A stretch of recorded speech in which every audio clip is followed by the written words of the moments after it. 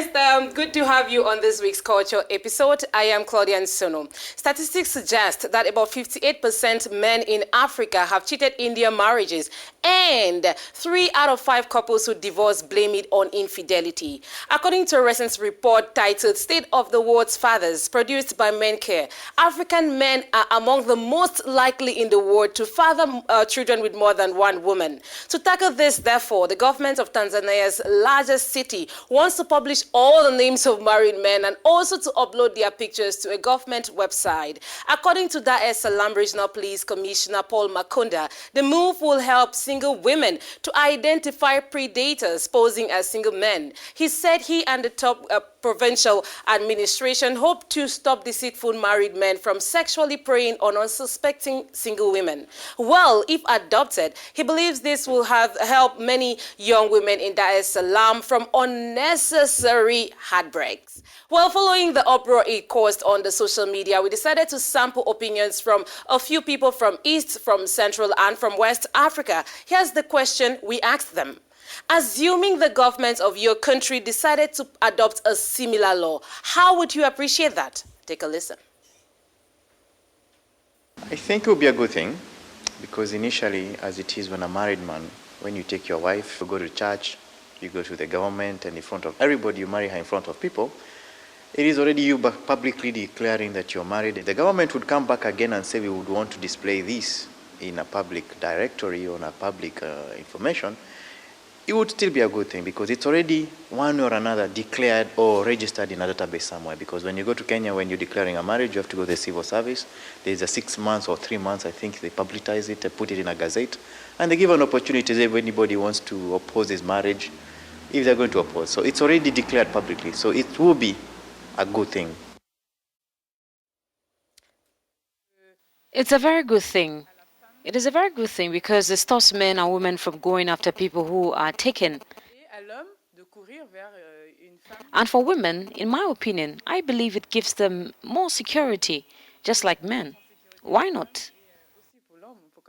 The marriage status is not private info. That's why people put on rings. That's why they do public weddings. People are supposed to know that you're married. But as to whether it can solve the mystery here of why do people cheat, I don't think so. I wouldn't have a problem with publishing a list of married men. Others say they would strongly oppose such a law if it were passed in their country. Kenneth wants to freely cheat on his wife without his mistress necessarily knowing his marital status, while Beatrice thinks it would make it very hard for her husband to marry another wife, which would leave at least one of her sisters single. And in her defense, she says that there are more women than men in Uganda. We have more women than men. So if we say that let every woman have one husband, vis-a-vis one wife, husband, like that, it can't apply, because at the end of it all, we shall find that women are going to start without men. I don't think it's okay for me to have one wife, because I feel if I can look at someone else or try to have someone affair, that's a personal satisfaction. For sure, no, it doesn't work. I'm not welcoming the idea of having our marriage status published somewhere. If my government would like to apply such a law, I'll reject it.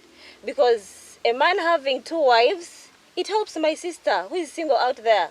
It really helps her. As long as that man doesn't forget his responsibilities, I don't have a problem with it. But the problem is here. When a man is lying that I am not married, yet he's married, why do you lie that you're not married, yet you're married?